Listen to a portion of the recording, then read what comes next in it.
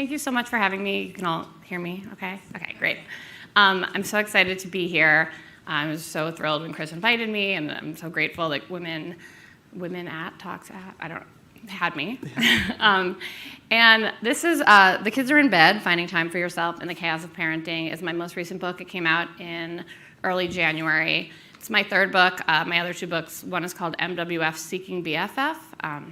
It was about sort of how hard and awkward it can be to make new friends as an adult. And my second book was called Jennifer, Gwyneth, and Me, sort of about celebrity obsession and women. I think the subtitle was The Pursuit of Happiness, One Celebrity at a Time. So it gives you a sense of it. But this book, so basically, as you can probably tell, my books often kind of mirror the course of my life. So I wrote the first one after I'd moved to Chicago. And this is the first book I've written since having two kids. And it's really about sort of both like the difficulty of finding time to yourself and it really digs into the research of why that's necessary and how things have changed and looks at some time use stuff. So it's sort of part memoir, part journalism, part data. And so I thought I'd do a quick reading, kind of give you a better sense of it, and then go from there. On the night I decide to sit down and start writing this book, everything seems to be going according to plan. My husband is out of town for work, but my kids are in good spirits. No one is sick or in need of a last-minute glass of milk. And it appears that by 8 p.m. I'll have two sleeping, or at least quiet, children, and I'll be able to enjoy some time to myself. At 6:55, I take my 2-year-old son, Will, upstairs and go through the usual routine. 2 stories, 2 rounds of Rockabye Baby, and our nighttime refrain that combines the titles of his 2 favorite books. I love you, I say. I love you, he repeats. To the moon and back. All the time, I say, all the time. By 7:15, I'm downstairs giving my 5-year-old daughter, Maggie, her 5-minute warning. Those 5 minutes turn into 15. My fault. I got lost in a computer black hole while Maggie played with her paper dolls. But we make it upstairs easily enough, go potty and brush teeth and read 2 books and sing 2 songs. We're on track for our usual 7:45 lights out when I finally have 1 hour to myself before I need to tackle housework and writing work. But then I start our usual hug, kiss, and squeeze routine, and things start to go south. I don't want you to go, Maggie whines, but I have to, you know that, I reply. I give Maggie another hug and kiss and tell her I'm leaving. That's when the tears start. I'm sad, she says. I miss Daddy. Daddy will see her when he gets home tomorrow, I say, but that's not enough. I want to say goodnight to him now. So I do something I never do and offer to call him for a quick goodnight. This, it turns out, is a big mistake. Huge. When my husband, Matt, doesn't pick up, the wailing starts. I'll give you one last hug, I say, then I'm going downstairs. In the kitchen, where I do most of my writing, I look around at the mess left over from dinner. My plan is to do a quick 10-minute cleanup, then take 60 minutes for myself to lie on the couch and watch a TV show before buckling down to write, load the dishwasher, and get Maggie's lunch ready for school tomorrow. I need that hour to refresh and relax before starting on the next to-do, to gear up for the transition from bedtime mom mode into getting shit done mode. I can hear whimpering upstairs, but they're weak cries. She doesn't have the stamina, I think. Sleep will win eventually. But it's 8:10 and she's usually out cold by now. 4 minutes later, the shouting starts. My tummy hurts, my tummy hurts. I climb back up the stairs, and as I enter Maggie's room, my phone begins to vibrate. Hi, Daddy, Maggie answers in between sobby gulps. I'm not tired. I thought your tummy hurt, I think, though I'm certainly not about to remind Maggie of that. Unsurprisingly, the phone call gets her more worked up rather than less. After 3 more hugs, I relent. I'll get my computer and do my work outside of your room, okay? Maggie nods, knowing she's won this round. Matt would call me a sucker. And so I skip the hour of me time and sit down on the floor in the hall, open my computer in my lap, and begin clacking away at the keyboard, a sound I'm certain Maggie can hear, but maybe finds comforting, evidence that I'm following through on my promise. There will be no couch for me tonight after all, no hour unwinding in front of the TV. While I sit on the carpet, half writing, half listening to the sounds inside her room for indications of slumber, I kill 2 ants that are crawling across my keyboard. Now I'm 1/3 writing, 1/3 listening for sounds of slumber, and 1/3 willing myself to remember to call the exterminator tomorrow. It's not exactly what I'd planned for the evening. 15 minutes later, Maggie's breathing slows down. It's 8:45, and she's finally sleeping. My butt is asleep on the floor of the hallway, and I just sit there, too lazy to move. In general, there has been a shift in how parents use their leisure time, away from adult-oriented activities like fishing with buddies or solo manicures, toward kid-oriented ones, like going to see the latest Pixar hit. Parents are likely to report that they enjoy both child and adult-oriented leisure, But from the qualitative literature, you get the idea that if you're responsible for your children, the activity is a little more stressful. Duh. I enjoy family bowling in an almost nostalgic, look at us all together out making family memories kind of way. But it still involves making sure we pack diapers and wipes and snacks and chasing after a 2-year-old so he doesn't get knocked over by a 10-pound bowling ball. There's some real joy in that. You can't not smile when your toddler is shrieking at knocking down all the pins. But you're on high alert at all times. I enjoy bowling with Matt or with friends in a much more carefree, let's have a drink and eat some nachos and look at me, I just rolled a strike kind of way. Or gutter ball, but still.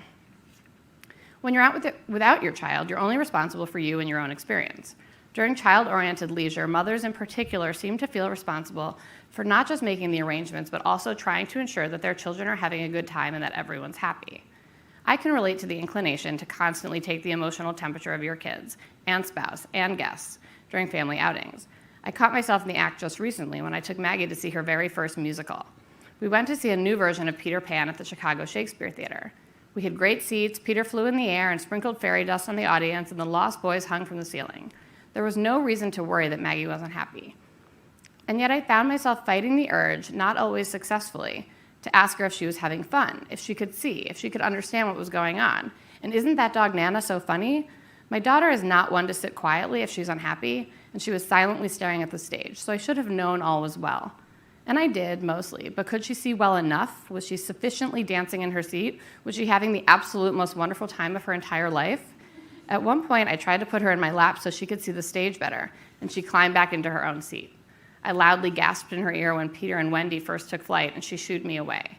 She was doing just fine and didn't need me stage managing the moment. Any mother who has ever spearheaded, say, a family day at the beach, with all the sun blocking and cooler toting and floaty inflating that entails, knows that such an excursion is, well, no day at the beach. It's why parents make sure to say it's a trip, not a vacation, whenever they go on a family getaway. In order to make the trip sufficiently fun for everyone else, you have to constantly check in, and constantly checking in is stressful. And if not stressful, certainly mentally draining. I loved watching Peter Pan with Maggie. It was a memory I will cherish and an experience I wouldn't trade for anything. It was a reminder that time with kids is fun, of course it is. But it's a different kind of fun.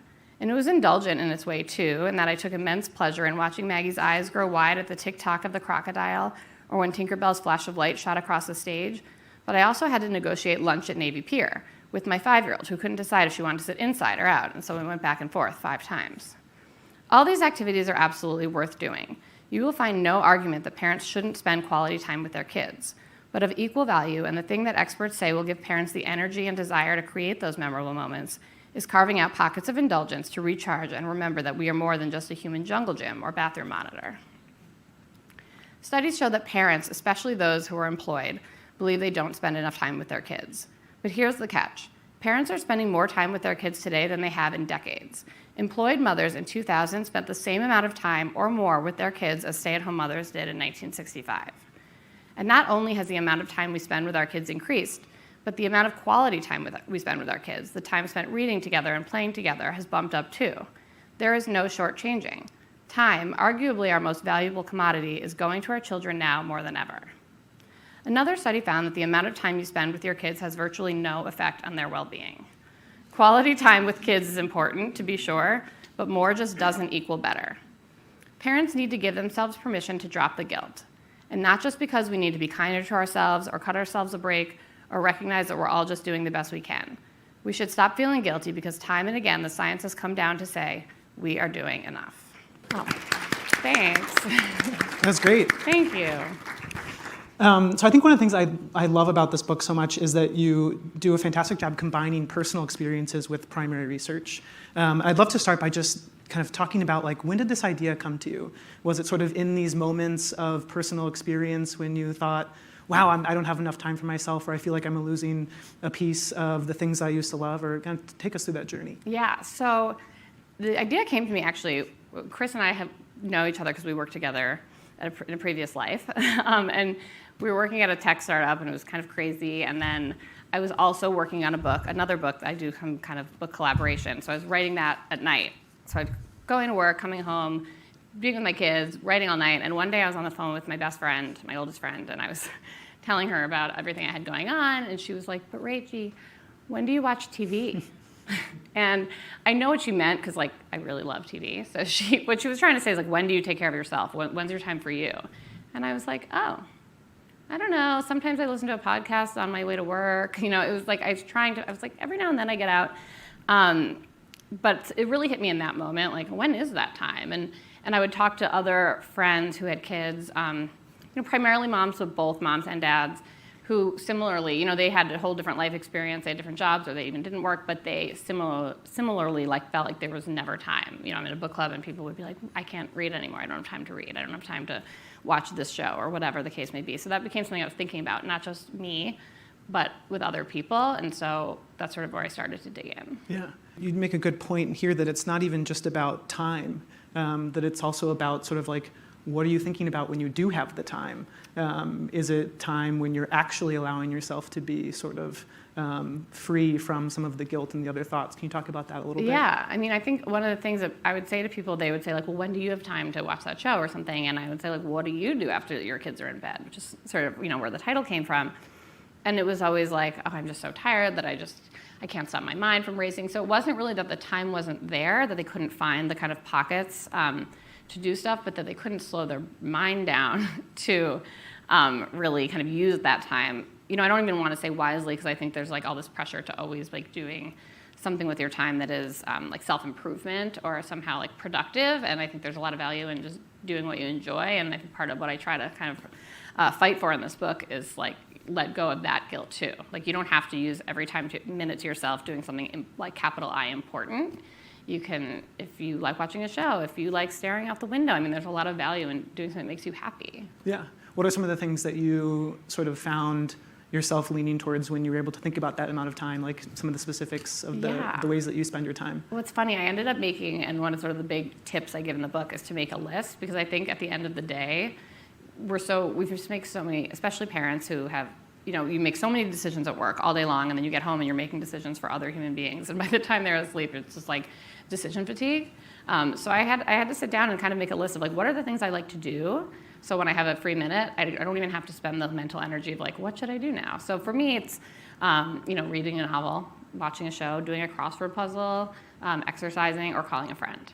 I've sort of like memorized that, but I think it's different for everyone. I talk to other people, and it's, some people like crafting, some people, and I always say, like, if you want to just go online and do stuff that's, on social media, that's fine too, as long as you kind of enjoy doing it. I think I heard from a lot of parents who would say, I'm so tired at the end of the day, I just kind of open my phone and I scroll and scroll, and then I put it down and I'm like, what did I just do with the last hour? Yeah. And I think that's, you don't want to go to bed feeling resentful and regretful, and I think that's very common. At least it was for me. Yeah, for sure.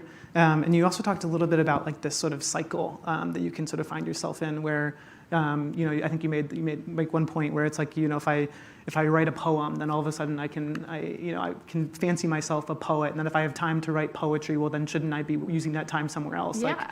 Like, can you talk a little about sort of how you get in that cycle of sort of almost convincing yourself that the time that you do have shouldn't be spent on yourself? Exactly. Well, there's a lot of sort of like labeling, and it was an expert who said to me, she was like, you can read a poem in 3 minutes, and then you start to think of yourself as the kind of person who reads poetry, and like, if you're the kind of person who reads poetry, you must have time for yourself.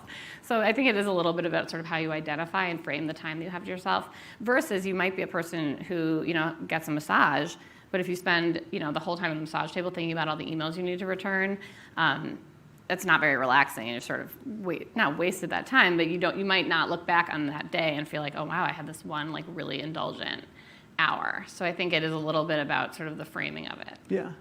I'd love to shift and talk about the research that you used to also sort of validate or sort of add to some of your own experiences, because you pulled in a lot of research that had already been done from scholars, but then you also went about and did your own primary research. Yes. Can you talk a little bit about that? Yeah. So I worked with a marketing firm, and we wrote and conducted a survey of 500 parents nationwide to just kind of ask them about their time use, and everyone in the survey had at least one child under 10, because I think there's just differences, and there's also kind of your time once your kids are old enough to kind of entertain themselves. They don't want to be with you anymore. But so everyone had a child under 10, and we tried to ask questions about how do you use your time, and how do you feel about how you use your time, and what do you prioritize? And there were some really interesting takeaways. I mean, to me, the top two that really spoke to me was one that 71% of respondents said that their free time didn't feel free at all because they were constantly thinking of everything they could and should be doing. So that speaks to kind of that, what I was saying about the massage table, and that's the concept of mental load that has gotten kind of a lot of play in the a lot of stories about kind of like motherhood these days. And mental load is all that stuff we do when we're not actually physically parenting our kids or at work, but you're still thinking about like, oh, I need to order the diapers, or I need to send out birthday party invitations, or did we get the homework packed away? All the stuff that, you're thinking about, which is kind of can be very draining. And the other really interesting finding was that we found 15% of parents or of respondents who said that they felt great about how they used their time. Other parents, one of the biggest reasons parents said they didn't feel good about their time was they said their chunks of time were too short, or some were, constantly thinking about their day job or other reasons. But the 15%, we called them role models because they felt really good about how they used their time, and they did a few things differently. They prioritized exercise much more. They prioritized seeing friends much more, which for the general population was like the 13th out of 14 priorities when they had kids. And they deprioritized time online. I love the fact too that I think we were talking about how some of the research also highlighted differences in experiences based on, not all parenting is created equal, not everyone is created equal, right? Here, one example I think was working and non-working parents, right? Yeah. Can you talk a bit about that difference? The other data I used a lot was the American Time Use Survey, which is the Bureau of Labor Statistics conducts that survey every year. And there's a lot of information about sort of how much leisure time. And actually to kind of just back up from your question a tiny bit, one of the sort of things that always shocks people is that according to the Bureau of Labor Statistics, even the people who are the most time-strapped still have what they define as 3 hours of leisure time a day. And people always find that they're like, what are you talking about? I do not have 3 free hours a day. But it sort of depends a little bit on how you measure it, but that always surprises people. And in that survey, the people who are the most time-strapped are full-time working women of kids under 6. And even those women had, according to this data, 3 hours. 3 hours themselves. So there was a question, had someone asked me recently about kind of working versus non-working moms. And I was saying that, everyone basically feels this way, and kind of an anecdotal. I did a Google survey kind of as a more anecdotal gathering resource before we did the official survey, and I was hearing from that, hearing about that a lot. But even stay-at-home parents feel super strapped for time, and one of the things that I thought was really interesting there was that a lot of stay-at-home moms specifically felt like they didn't feel entitled to time to themselves because this, raising kids was their job. They didn't contribute financially to the household, so they felt like they hadn't sort of earned time to themselves. So I think, there's a lot of always talk of like the mommy wars, which I think we're luckily kind of moving away from. But as you said, it's not all created equal, and everyone parents very differently in just your parenting style or just kind of the way you live your life, if you're working or not, or whatever the case may be.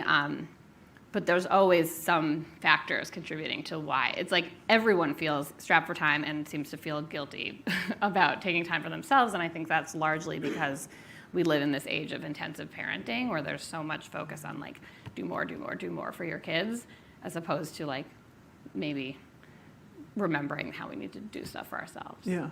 Were there any factors that sort of rose to the top of the list that really allowed people to actually have more substantial time for themselves? I'm thinking about things like access to childcare or being around a community that can sort of help provide support. Yeah, I think that people, childcare is a huge part of it for sure.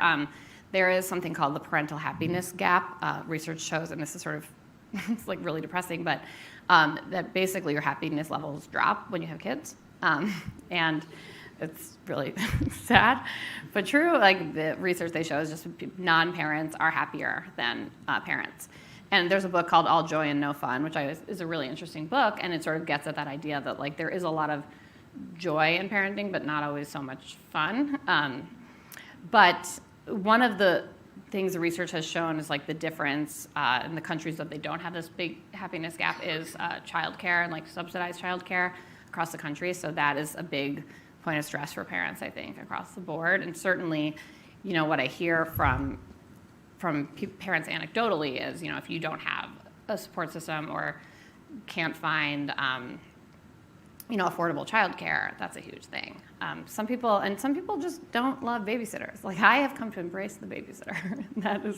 That definitely helps. But, my favorite story is a woman who told me that it was a snow day for her daughter, and she kind of was like stuck with the kids all day, and she went with her to IKEA. She had an errand to run, and she put her daughter in the play space at the IKEA, and she was like, she thinks she's like at Disney World. She's like so happy. And I like spent 5 minutes buying the doorknobs I needed. And then she was like, now my kid's in the play space and I'm just reading a book on a couch, like an IKEA couch.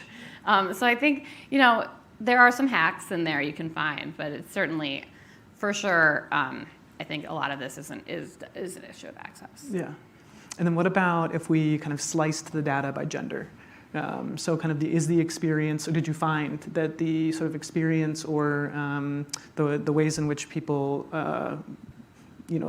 thought about the time that they had to themselves or used that time was different by gender? Yeah, I think definitely mothers and fathers both, the research shows, feel like they wish they had more time with their kids or feel guilty about how much time they're spending with their kids. Obviously, the amount of time that fathers spend with their children has increased a lot over time, and that's great.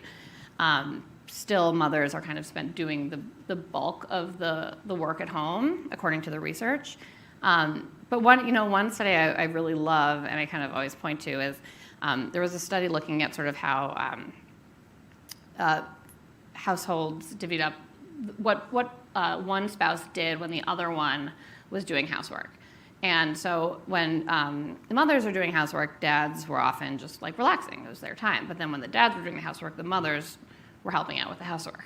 So, and I think a lot of people see that research and they're just like, ugh, dads. But I sort of think like, all right, that's great. Like, we should do that too. The moms should do the same thing. So instead of jumping in, like if he's, folding the laundry, like back, it's your time. And I think to me, it's like, okay, there's something to be learned on both sides. And I think I take that less as all right, the dads need to pitch in more as I think maybe the moms need to give themselves a little more permission to say like, okay, this is my time because someone else is doing the work. For sure. The other thought that I thought was really interesting is that you, at one point, you do sort of kind of switch POVs a little bit and talk about the kids' point of view. Yeah. And sort of what the research says that kids actually want, from their parents or the experiences that they have. Can you talk about that? Yes. So yeah, the research says that basically what kids want is less stressed parents, not more time with their parents. Someone did a survey and asked all these parents, like, how do you think your work affects your children's life? And all the parents thought the kids were going to say, like, oh, my kids don't have enough time with me. But the thing that all the kids said was, I wish my parents were less stressed. And I always, I point to that because I think I can kind of say until I'm blue in the face, like, it's better for you to take time for yourself. And it is, you're kind of you'll feel more sane, you have more to give. It's sort of like a put your oxygen mask on first kind of thing. It's better for everyone, but I think we still, for whatever reason, feel like selfish if we kind of take time for ourselves, just for ourselves. So I always say, like, it's actually better for your kids. Your kids will be happier. I also think we model how we deal with leisure for our children. And one day I was talking to my daughter, and I was like, let's talk about what we did today. She was like, I already know what you did today. You woke up, cleaned, got the kids ready, went to work, came home, cleaned, went to bed. And I was like, oy. Like, is that what you think that, like, my life is like, or what your life should be like if you have kids? And there is some research that shows that basically that everyone learns, develops their attitudes towards leisure from their parents. And the research showed that women basically think that they are entitled to leisure until they become mothers. And then once they have kids, they don't feel entitled to leisure. And so part of it for me is like, okay, let me think about Maggie and what's going to be good for her. Because I don't want her to think, if she decides she wants kids one day, that the minute that happens, she has to give up everything that she loves. Yeah. The activities she loves and things like that. And I think that it's really great to identify as a parent, of course, but we don't want to give up our whole selves and lose kind of everything else that we are. Yeah. All right. Any questions out there? You kind of touched on the support systems.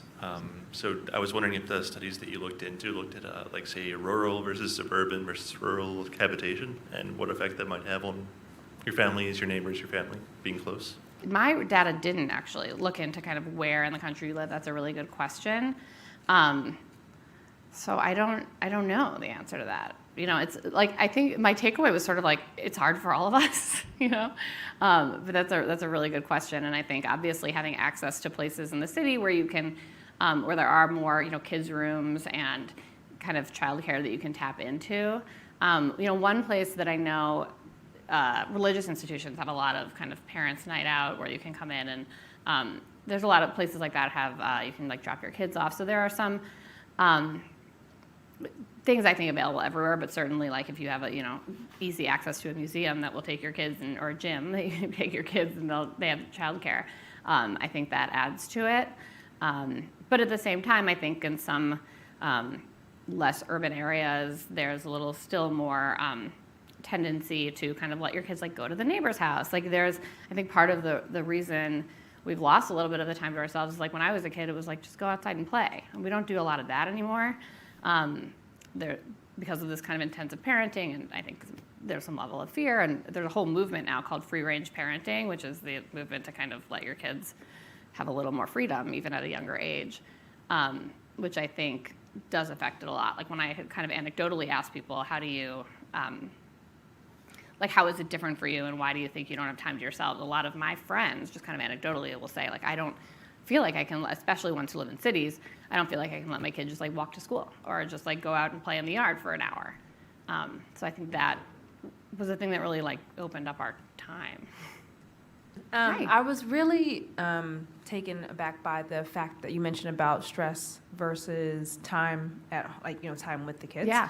And was curious about, like, because I'm thinking, like, does a kid, like, how did the kid that was interviewed, or the data, how it was collected, how did they actually describe, like, the stress that they were observing, or I guess was, like, perceiving from their parent? And, like, were there certain characteristics of, like, how the parents were operating that really kind of led to, like, that being how the data came to fruition? Yeah, that's a really good question. And that was a data done by a woman named Ellen Galinsky. So she did this survey a long time ago. And I think, so I don't know the details, but I know she sat down and she kind of like interviewed all these children. And I don't know, that was sort of, that was the most common answer, was that like kids wanted less stressed parents. They wanted more attention from their parents. You know, I think for me, one of the big takeaways is like, my daughter is always like, put your phone down. You know, I'm like, oh God, yeah. But that's a really good question of sort of like what language did they use to describe it that I don't actually have an answer to. But I would be interested to kind of to dig into it. But yeah, I think that was like, to me, that was also the most striking thing, because it's always such a surprise. And I spoke to this woman. She was funny. I interviewed her on our call. She was like, writing an op-ed for like things like the Times, and she was finishing it up as I called, and I was like, I don't want to create more stress for you. Should we reschedule this? And she was like, oh no, people create their own stress. And I was like, whoa. Like it was like blew my mind. And I was like, you are so wise. But it was like clear this was someone who'd like studied this for a very long time when she said that to me. And I think that it really just spoke to the fact that we don't, and she was one who said, like, you don't, and I want to kind of look in here to remember, but you don't need to spend every second with your kids. You just kind of need to be present.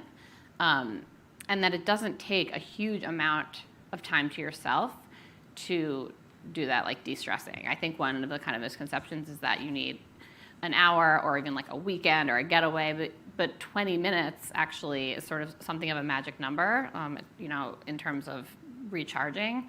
And the book actually is sort of separated into 3 sections. It's, well, 4, but how this conversation really about like where does the time go and how we use our time. And then it looks at the 3 areas of your life that take the biggest hit when you have kids, which are your romantic relationship, self-care, and friendship, and how kind of small amounts of time on those things can really help like de-stress and make you more present. But I don't know, anecdotally I find that, because I think you're right, like my 6-year-old's not going to say like, I would like my mother to be less stressed. I think her language would be a little bit different, but I think she'd be getting at that point of like, she needs to calm down. Okay. Thank you for the talk. I'm curious, after writing the book and doing all this research and going through the results, have you noticed meaningful differences in how you spend your time and the free time that you have at night? And if you could tell us a little bit about that. Yes, that's a great question, and I absolutely have. And it's not that I do anything, I wouldn't say I do anything that different, but I'm very deliberate, I think, about how I use my time. Sometimes I'm like, okay, I'm going to do the dishes now, and like I'm gonna give that like 20 minutes and like spend the next 20 minutes kind of cleaning up, and then I'm gonna take time for myself. I'm gonna read a book or watch a show. I think I make, so it's more deliberate kind of in the time I spend on doing the other stuff instead of like puttering around kind of, which is a thing that I would do, like moving a water bottle from like one shelf to the next, and then like suddenly it's bedtime. Like, what did I just do with the last hour? I'll kind of try to make a deliberate choice of what I'm gonna do, whether that is for myself, a kind of a, like what I call pockets of indulgence, or if it is kind of the housework or the work. But I do try to, I mean, I don't necessarily time myself, but I try to say like, okay, like until 9 o'clock, I'm gonna do this housework or whatever, and then I'm gonna do, exercise instead of kind of, I try, we're all human, but I try not to spend my time just kind of like looking on my phone for no reason or staring at the wall, which is like a thing sometimes. But pockets, what I call pockets of indulgence, that's kind of a term I introduced in this book. And part of the reason for that, as opposed to just like me time, is I like the idea of there being a beginning and an end. Because I think when you say to someone like, you should just take time for yourself, make some me time, it feels kind of nebulous and intimidating because you feel like you're supposed to do something really important with that time, and also that like there's all this other stuff I need to get to, and so you wait until you've gotten everything, you finish everything on the list to get to the stuff for you. And as we all know, like the list is never done. There's always new things. If you get something off, people always say like when I was interviewing for this book, when I had, especially this was actually another kind of gendered thing, I found that a lot of women, when they found time to themselves, would still just try to get stuff done for the family so that like they had more time later on. Whereas the dads would say like, okay, I've done what I need to do for parenting and this is my time for myself. And they felt less guilt about just taking the time for themselves. Whereas the moms would say like, oh, I went to Target by myself because it was a little easier and hopefully the time would free up later in the week. But it just never did because something else came up that they felt like they should be doing. Or they get a manicure and then they'd be like, oh, all the things I should have done with that time, which is like, how much can you get done in 30 minutes anyway?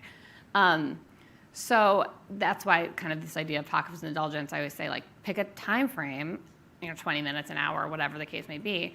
And then like the dishes will still be there and all the other stuff will still be there and you can get back to it. And so I think you feel a little more free to kind of actually lean into the time to yourself and like, take it because like I will get back to it. And the best case scenario, you kind of engage so much in whatever you're doing in that kind of flow state that you do it longer, and that's like not that bad.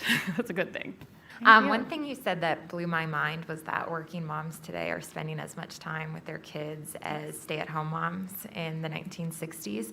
So I would love your perspective and opinion, or maybe you did research on this as well, but what do you think that says about either our workplace and our work life today, or what do you think 1960s moms were doing differently? Yeah. Would love just more insight. Yeah, I agree. To me, that's like always the thing that like really, when I found that out, I was like, oh my God, I need to write this book.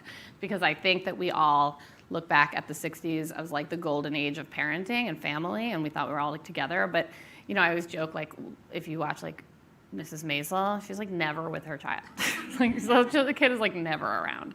And so I think in the 60s, there was a lot more acceptance of like, it's okay, like childcare, like being, there were a lot of like ladies who lunched, and there was a lot less, I believe, like parent shaming and judgment happening than there is today. And I think today there's a lot of guilt surrounded of, I think we have working parent guilt of because I'm working. I think if you were a stay-at-home mom in the 60s, you probably didn't have that guilt because you were at home. So you were like, well, I'm always with my kid. I'm a stay-at-home mom. Versus today, there's this push-pull of, oh, I want to, do everything for my kids. And we do live in this age of intensive parenting where there is this kind of, with the whole like college admission scandal, there was a new phrase called snowplow parenting of just trying to like get all obstacles out of the way for your kids all the time.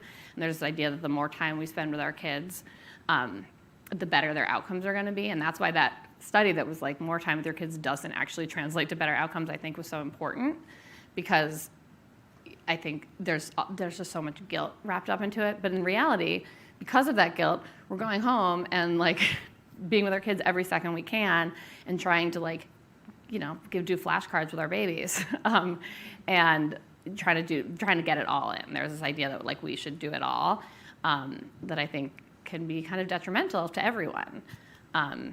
when in fact, like, we're all probably better off just taking like a little bit of time for ourselves. And actually yesterday I watched my daughter, I was like, saw her staring out the window, and I was about to be like, Maggie, what are you thinking about? And then I was like, no, this is what that guy, like one of the researchers I interviewed for this book, he had made some joke about like, maybe it's okay to let your kid like crawl off for a few minutes. Maybe he's not going to roll in glass. Maybe it's okay if your kid like looks out the window. And I was like, oh, I should let her like have this moment of thought and quiet. And I think that that's like hard for us because we're trying so hard to help them kind of grow up into these like successful, great people. Thanks so much for being here. I read your 2 other books, and I love them. God, I love I haven't heard you talk once, and I went up to you, and I was like, I want to be your best friend. Oh my God, we are. We're obviously we're best friends. This is amazing. I love you. Thank you. But I just to tell everyone, first of all, like I just got back from a girls' trip. I have 3 kids under 6, and it was the best. And like I did feel guilty about going, but oh my God, I had so much fun. So like it's so important to feel recharged, right? But something that I was just thinking about is I try really hard to like watch a show with my husband. I wake up really early to work out because it's really important to me. I leave work at 5 so I can then spend quality time with the kids, and I don't look at my phone. And then I do that little bit of housework and try to time myself. But then I'm up till really late every night, and I think that the thing I'm losing is sleep. And so just interested if like you found that at all, because that's the thing I'm sacrificing right now to like do some of the things that you're talking about. Yeah, absolutely. Well, I will answer that question, but I want to say I've had the same experience going on a girls' trip, and I think part of it is always like when you get so caught up in the routine of your life, you're like, oh, I don't have time or I can't get away, and then when you get back, you're like, oh my God, that was so, you can't believe the benefit it has. And I had that experience. I wrote about it in this book a little bit of like, I went on this trip with my friends from college and came back and was like, walked in the house and they're like, or even sometimes if I take an hour to go, eat a sandwich by myself and read a book, and I come home and they're like, can we make cupcakes? Oh my God. And I'm like, okay, yeah. And I'm like willing to do those other things that if after a long weekend when I'm exhausted and I'm just like at my wit's end, I'm like, no, we're not gonna like make cupcakes right now. It's Sunday, like leave me alone. So I do think that I totally agree with you. And to your point about sleep, yes. So one of the sections in this book is about self-care, and there's a whole chapter kind of about what I call like exercise and other responsible choices. Like most of the stuff is about all the things we want to do, but there is, going to the doctor and getting enough sleep and the other things that get sacrificed. And I think to your point, the thing that jumped out at me when you were saying that is I always say like, it doesn't all need to be fit in a day, right? If you can do,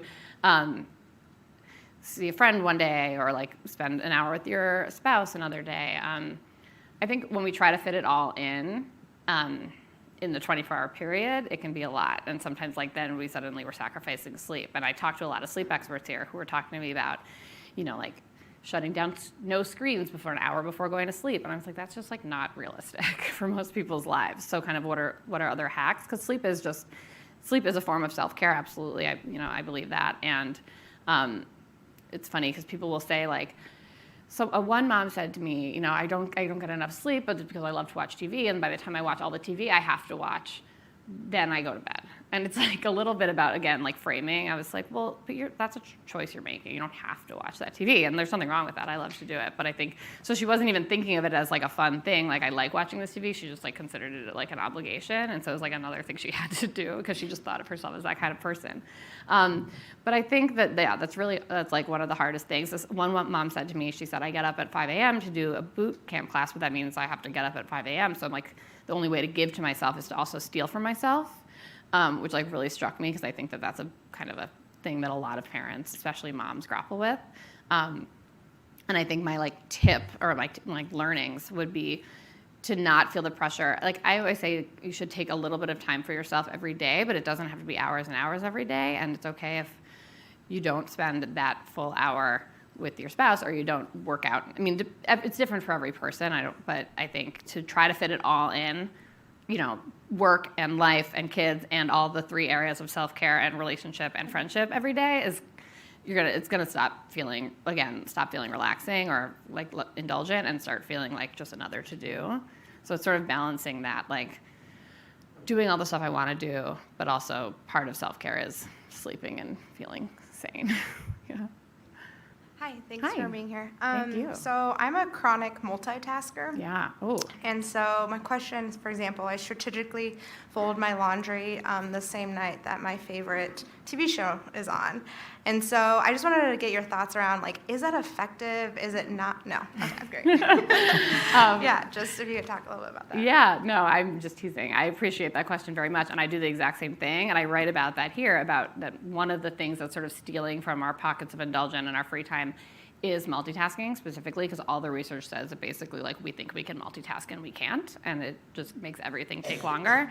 And I write specifically about folding the laundry, watching Law & Order SVU, and how, like, that's, I always am like, well, I can do this, but it's a perfect activity to do, but then, you know, while I watch a show, so I can not feel guilty about watching TV, but I can also enjoy folding the laundry. And in reality, like, then I kind of miss part of the show, and then I need to rewind to rewatch it because I was paying attention to, like, the piles. And just being that, like, it's just not effective. It takes us longer to do the chore, and we're not as engaged and enjoying the thing that we're trying to enjoy.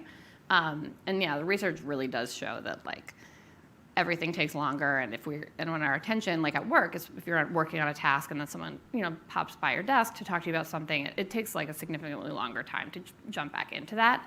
But I think that that's a very common thing that we all think we can do, myself included. But I would say that to the person who said, like, how else has your behavior changed, that is something that I think I hope I have gotten a little bit, I have changed a little bit. Like, I try to, like, do what I'm doing and not do 3 things at once, or even I'm just like, okay, I'm just gonna, like, fold the laundry, and it actually does take a lot less time. And then I can just, like, so in the end, I guess it takes the same amount of time to do both things, but I, like, do the laundry, I'm done, and then I, like, lay on the couch and really watch the show and enjoy it. So I think it is very, very common, and there's a billion articles about it, but the reality is that no, it's kind of not the best method.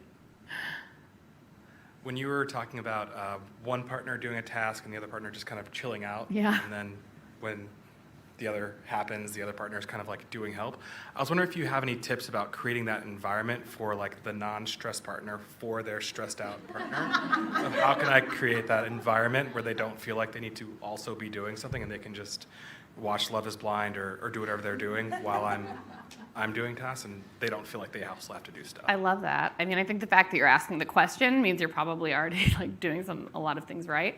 But I think just saying it, you know, is, like, sometimes I know I'm, like, constantly pointing to research, but I think part of it is just because I'm like, see, it's not just me, like, there's proof, you know. But I think saying, you know, it's okay, I'm doing this now, you don't need to jump in. I think there's this interesting thing with couples sometimes, especially with, like, moms and dads, where, you know, there's this phrase called maternal gatekeeping, where mothers try to kind of control the way in which dads play with the kids, but there's also the same idea of, like, if I'm folding the laundry and then my husband tries to do it, and then I'm like, oh, that's not the way to do it, and then I'm just like, you should do it this way, and try to control how he folds the laundry. And then he says, like, well, why don't you just do it yourself? And then suddenly you're not, you know. And if I just let him fold the towels, however he wants to fold the towels, I can get that time to myself. So I think kind of calling attention and saying, like, hey, I'm doing this now. Like, it's okay. Like, you do your part, I do mine. You don't need to feel guilty. Like, I want you to watch Love is Blind. Like, enjoy yourself. You deserve it. And I think that is very kind and generous, and what we should all be doing, because we're all, you know, even in equitable, kind of gender equitable households, once kids are involved, the research shows that the mother starts doing so much more. So that even if you're, like, equitable in household labor before you have kids, I think it's the women start doing 3 times as much as the men after the kids, or after having kids. So I think just calling attention to it and saying, like, hey, when you do what you're going to do, I'm going to watch whatever I want to watch or read or do whatever I want to do. And so, like, let me do this, and, like, it's great. I think the maternal gatekeeping, someone Chris and I worked with once showed me his wife was going away for a trip, and she left him, like, I counted, there were 23 notes hanging around the kitchen of, like, how to do everything with the kids. And it, like, blew my mind. And, you know, if you're, like, a stay-at-home parent, you sort of have a routine and you want things to be kept in that way. But it's actually probably, like, maternal gatekeeping is really a problem, because it kind of actually inhibits how, you know, the other parent can interact with the kids and feel, like, confident in their parenting. And I think it's the same thing with, like, housework. You know, part of the job is for us both to pitch in, but also for us both to say, like, I trust you to do your part. And there's a connection there, I think, between what you were talking about before in terms of like mirrored behavior, how your leisure time presents to your kids. Yes, right? absolutely. Yeah, like modeling that. And it was interesting because I remember one woman being like, I just really want to do a lot of chores in front of my sons because I want them to like understand like doing chores. But exactly, it's also the flip. But I think the more you can just like say out loud, like, hey, it's okay, I'm going to do this. A lot of one relationship expert I talked to said that like the actual thing that's the most effective, which was kind of, I was like, oh, you need to go on date nights probably, or this and that. And he was like, actually, it's sort of like the invisible support that you provide. So doing things, he was like, if I talk to a couple who have a young baby and say to the wife maybe, what has your husband done to support you as a parent, for example? And she was like, I don't know, nothing really. But he's like, oh, I've done all these actual things. Like those, actually, I took the baby for a walk when she was sleeping or this and that. In couples where that invisible support is happening, which is to say you're like making small gestures to help the other person that you're not necessarily calling attention to, those couples are actually the happiest. So like when that invisible support, which I was like, oh, I should probably stop being like, did you see that I did this other thing? Did you say thank you? Aren't I so great? So that was my big takeaway. Does the guilt ever go away and it just takes like practice to do it? Or is it like always there and you just have to block it? I think I think that's a great question, and I think it's a little bit of a combination of both. It's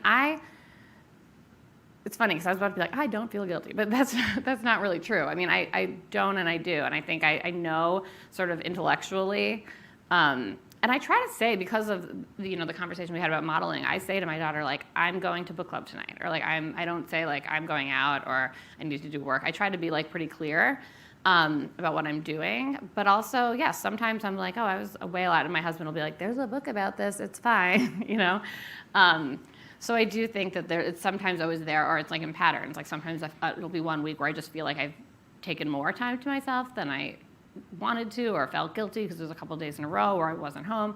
But I think it does go away because I see that there's no change in how much my kids want to be with me and are happy and when I'm around, and it doesn't feel like, oh, they're less engaged with me as a parent. And again, I'm not saying like everyone should like ditch their kids and like never be around at all. I think it's just sort of a matter of actually realizing that you can take small chunks of time for yourself that you probably have anyway, but are not leaning into or not kind of letting go of all the other stuff. And to me, that was sort of the most interesting thing one of the most interesting things is that this time exists. When I started writing this book, someone was like, oh, now everyone's just going to feel guilty about one more thing. Like not using our time to ourselves well. And I'm like, no, it's not about using it in any specific way. It's just like not constantly, thinking about 1,000 other things. So I think paying attention when these kind of pockets of time show up. Like sometimes you find yourself with a free half hour because the kids are all suddenly, one's at a birthday party and another one's sleeping, and like that's like when that list comes in handy. And I think kind of really leaning into those times. So you don't always the reason it's called The Kids Are in Bed is I don't think you need to always take the time away from your children. It could be when they're sleeping, or when they're in school. But using that time in a way that feels good, I think, is really important.